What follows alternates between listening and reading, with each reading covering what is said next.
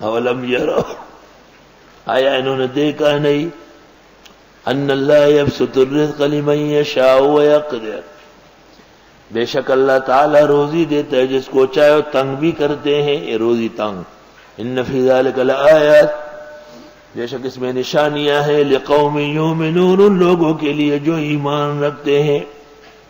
رزق کی تنگی کے بہت اسباب ہیں، جیسے بے دینی، بے نمازی اور نحوست کے کام۔ لکھا ہے کہ جو لوگ رزق کا احترام نہیں کرتے، ادھر روٹی پھینکی، ادھر ٹکڑا پڑا ہوا ہے، وہ بھی رزق کی تنگی میں مبتلا ہوں گے۔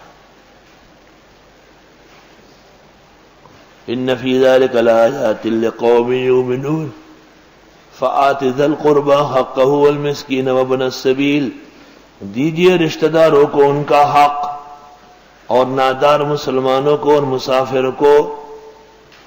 ذالک خیر للذین یریدون وجہ اللہ، یہ بہت بہتر ہے ان لوگوں کے لیے جو چاہتے اللہ کی رضا۔ واولئک هم المفلحون، یہ لوگ کامیاب ہیں۔ وما آتیتم من ربا لیربو فی اموال الناس، اور جو تم دیتے ہو سود میں سے کہ بڑھ جائے لوگوں کے مال میں مل کر، فلا یربو عند اللہ، بس وہ نہیں بڑھتا ہے اللہ کے ہاں۔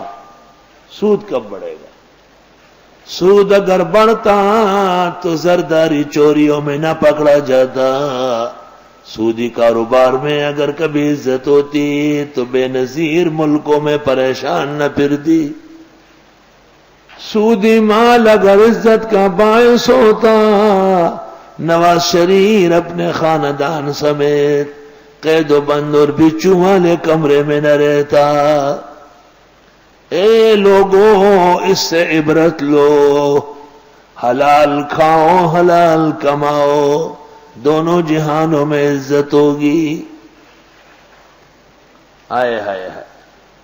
وما آتیتم من زکات، اور وہ جو تم دیتے ہو زکات، سود میں تو مال آ رہا ہے، فرمائے لا یربو، نہیں آ رہا ہے، سارا لے ڈوبے گا، اور زکات میں تو مال جا رہا ہے۔ لیکن قرآن کو دیکھو، تریدون وجہ اللہ، چاہتے ہو اللہ کی رضا، فاولئک هم المضعفون، بس یہ لوگ ہیں جن کے لیے بڑھایا جائے گا۔ سبحان اللہ۔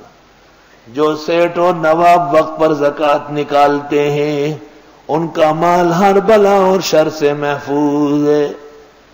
شزر میں ہے ما تلف مال مسلم الا بنقص الزکوٰۃ فیہ، جس مسلمان کو مالی ڈن پہنچا ضرور زکوٰۃ نہیں دی ہے۔ بالکل